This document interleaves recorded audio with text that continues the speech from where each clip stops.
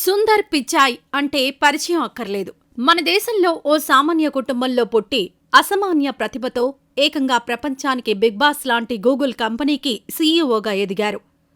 Google మాతృ సంస్థ అయిన ఆల్ఫాబెట్ సుందర్ పిచాయ్కి 22.6 కోట్ల డాలర్లను 2022లో జీతంగా చెల్లించింది.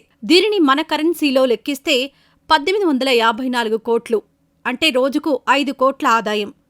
ఈ ఆదాయంలో చాలా వంతు తన పేరుతో ఉన్న షేర్ల నుంచి వచ్చింది.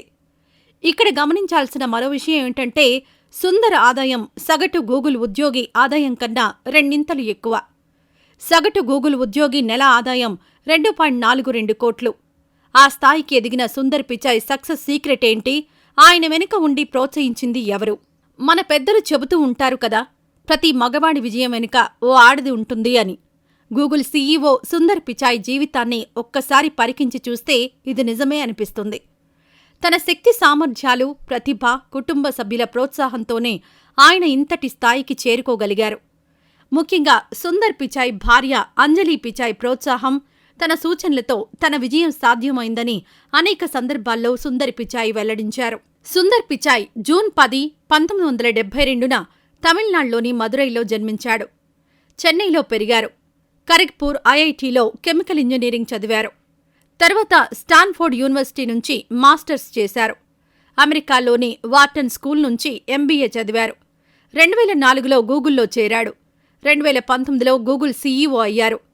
అయితే ఈ విజయ ప్రస్థానంలో ఆయన భార్య అంజలి పిచాయ్ కూడా చాలా కష్టపడ్డారు. అంజలి పిచాయ్ తన లింక్డ్ఇన్ ఖాతా ప్రకారం ఇన్ట్యూట్ అనే సాఫ్ట్వేర్ కంపెనీలో బిజినెస్ ఆపరేషన్ మేనేజర్గా పనిచేస్తున్నారు.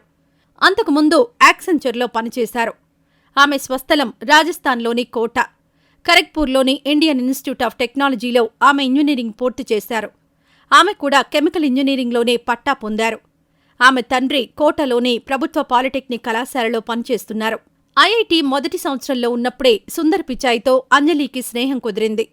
అంజలి, సుందర్ పిచాయ్ ఇద్దరూ కలిసే ఇంజనీరింగ్ పూర్తి చేశారు. కాలేజీలో ఉన్న సమయంలోనే నిశ్చితార్థం చేసుకున్నారు. ఆ తర్వాత సుందర్ స్టాన్ఫోర్డ్ యూనివర్సిటీలో చదువుకునేందుకు అమెరికా వెళ్లారు. ఆ తర్వాత వారు చాలా కాలం కనీసం మాట్లాడుకోలేదు. దీనికి కారణం ఆ సమయంలో సుందర్ దగ్గర తనకు కాల్ చేసి మాట్లాడేంత డబ్బు లేకపోవడమేనని ఓ సందర్భంలో సుందర్ చెప్పారు. ఆ తర్వాత వీరి పెళ్లి అయింది. వీరికి కుమార్తె కావ్య, కుమారుడు కిరణ్ ఉన్నారు. సుందర్ తన ప్రస్తుత స్థానానికి అంజలికి క్రెడిట్ ఇచ్చారు. తాను గూగుల్లో పనిచేస్తున్న సమయంలో తన ప్రతిభను గుర్తించి యాహూ, ట్విట్టర్ వంటి సంస్థలు అత్యధిక ప్యాకేజీతో ఉద్యోగాన్ని ఆఫర్ చేశాయి. ఆ సమయంలో సుందర్ పిచాయ్ గూగుల్ను వదిలేయాలనుకున్నారు.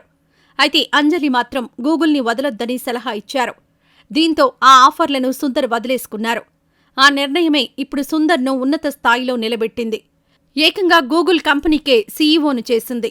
ఆ రోజు తాను అంజలి మాట వినకుండా ఆ ఆఫర్ల వైపు మొగ్గు చూపితే ఇంతటి స్థాయిలో ఉండేవాణ్ణి కానని సుందర్ ఓ ఇంటర్వ్యూలో చెప్పారు.